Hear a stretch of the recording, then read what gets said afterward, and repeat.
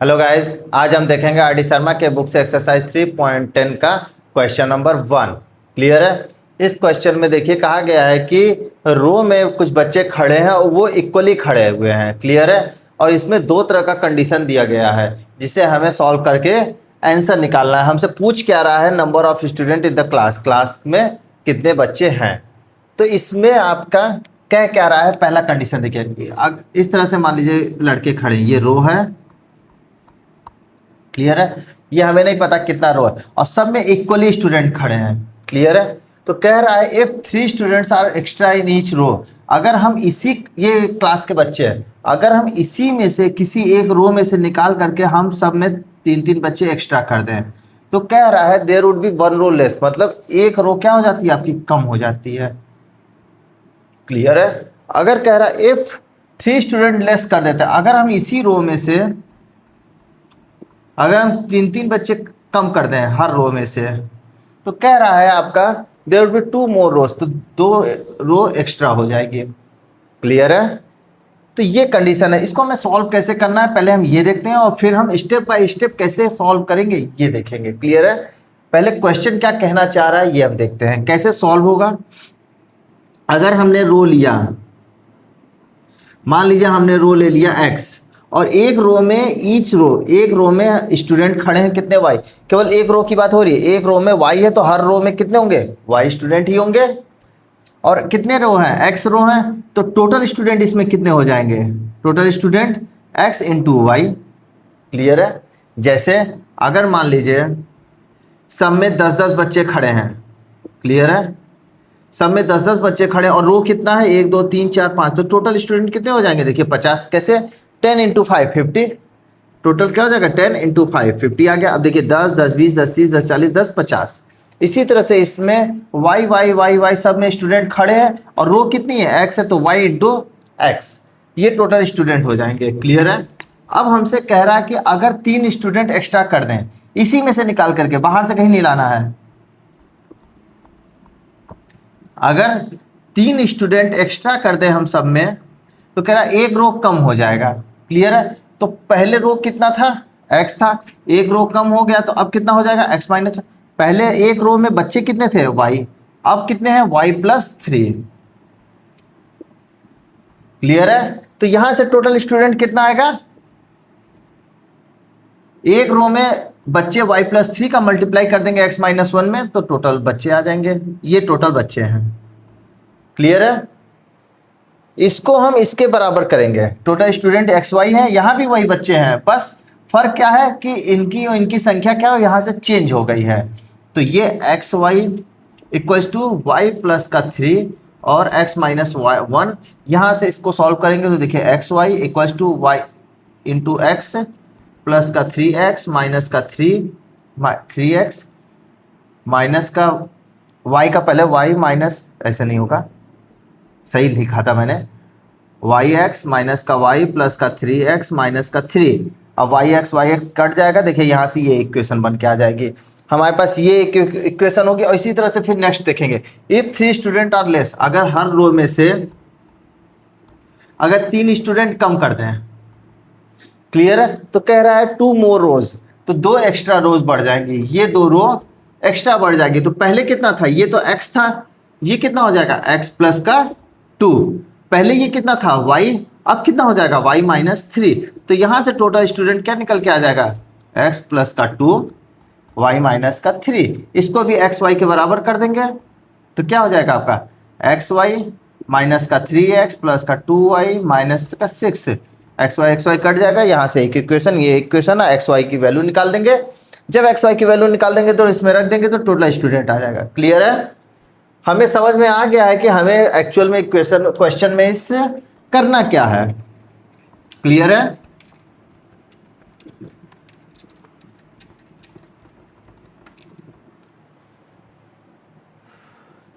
तो हम क्या करेंगे, पहले लेट करेंगे, क्या, let number of row equal to x and number of student in each row,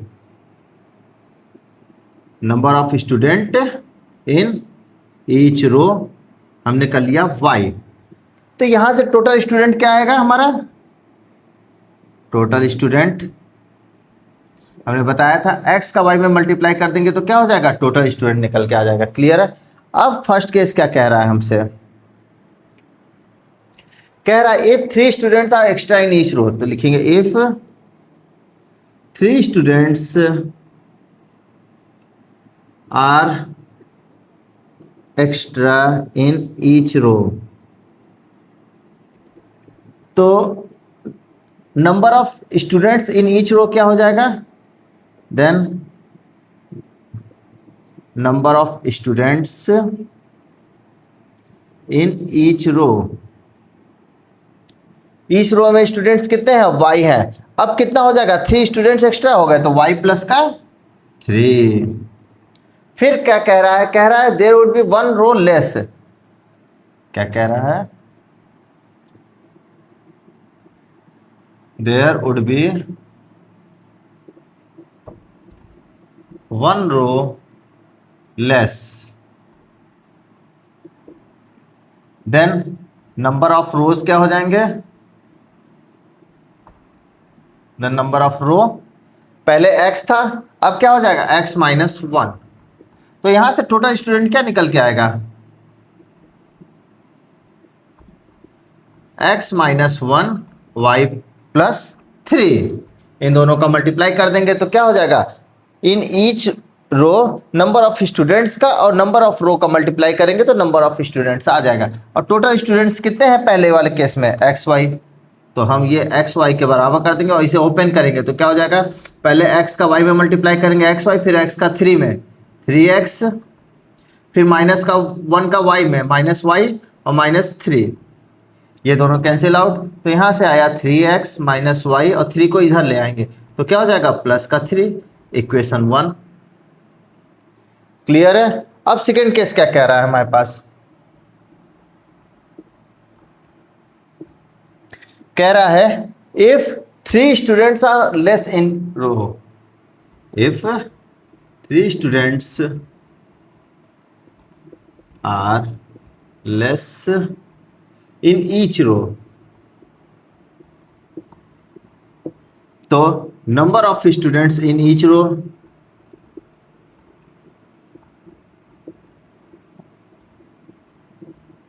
क्या हो जाएगा हमारा y माइनस 3, क्योंकि एक रो में, प्रत्येक रो में, ईच रो में नंबर ऑफ स्टूडेंट्स y है और 3 हमने क्या कर दिया, कम कर दिया, तो अब y माइनस का 3। क्लियर है। और फिर कह रहा है there would be 2 more rows,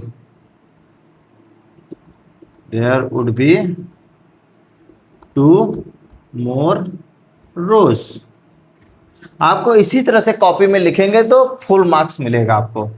there will be 2 more rows, तो क्या हो जाएगा आपका, then number of rows x plus का 2, तो यहां से नंबर ऑफ स्टूडेंट्स क्या आएगा, x प्लस 2 और y माइनस 3, और ये भी तो नंबर ऑफ स्टूडेंट्स है, ये भी तो टोटल स्टूडेंट्स है, तो ये इसके बराबर हो जाएगा एक्स वाई इक्वल्स टू, इसको ओपन कर दीजिए, पहले x का y में, फिर x का माइनस 3 में, फिर 2 का y में, 2 का माइनस 3 में, तो एक्स वाई माइनस का 3x प्लस का 2y माइनस का 6, ये कट गया तो इसको इधर ले आते हैं, 3x माइनस का 2y, हमें पता है जब नंबर को इक्वल्स टू के इधर उधर ट्रांसफर करते हैं तो साइन आपका चेंज हो, जैसे ये माइनस था प्लस हो गया, ये प्लस था माइनस हो गया, और माइनस 6 उधर ही रहेगा तो उसमें चेंजेस नहीं करेंगे। तो अब दिख रहा है आपको इक्वेशन 1 और 2 यहाँ हमें मिल गया है। अब हमें इक्वेशन 1 और 2 में आप देख रहे होंगे x का जो कोफिशिएंट है वो क्या है, बराबर है। जब कोफिशिएंट बराबर होता है तो हम किसी भी नंबर का मल्टीप्लाई करके दूसरे कोफिशिएंट को बराबर करने की कोशिश नहीं करते, क्योंकि एक ऑलरेडी बराबर है तो क्यों करने जाए हम लोग टाइम वेस्ट करने, है कि नहीं। जब ये बराबर है ही तो y का कोफिशिएंट क्यों बराबर करने जाए, इसी को हम या तो ऐड करेंगे या तो सब्ट्रैक्ट करेंगे। तो यहाँ क्या करेंगे, सब्ट्रैक्ट करेंगे, क्यों, क्योंकि दोनों का साइन क्या है, सेम है, जब सेम होता है तो सब्ट्रैक्ट करते हैं। सब्ट्रैक्ट इक्वेशन 1 फ्रॉम इक्वेशन 2, तो जब इक्वेशन 2 में से 1 माइनस कर रहे हैं तो पहले 2 लिखेंगे, 3x माइनस का 2y इक्वल टू माइनस का 6, 3x माइनस का y इक्वल टू प्लस का 3। ये इक्वेशन 2 था हमारा, ये इक्वेशन 1 था। और हमें पता है जब हम सब्ट्रैक्ट करते हैं तो नीचे वाले इक्वेशन का साइन चेंज हो जाता है। ये कैंसिल आउट हो गया, यहाँ से आ गया -y और यहाँ से आ गया -9। Minus minus cancel out, y की वैल्यू 9।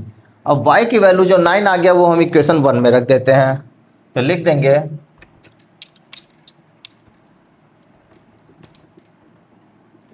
वैल्यू ऑफ y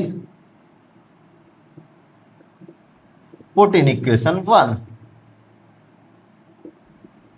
तो इक्वेशन 1 क्या है? 3x minus y equal to plus का 3, ये है। अब y की वैल्यू 9, तो 3x इक्वल टू 9 उधर जाएगा प्लस हो जाएगा, तो 9 3 12, तो x की वैल्यू 4। अब यहाँ से देखिए हमारे पास x और y की वैल्यू आ गई है और हमसे पूछा है क्या? Total number of students.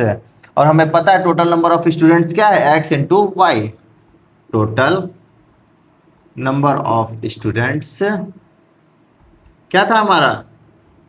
x into y, और x की वैल्यू 4 इंटू वाई की वैल्यू 9, तो टोटल नंबर ऑफ स्टूडेंट 36।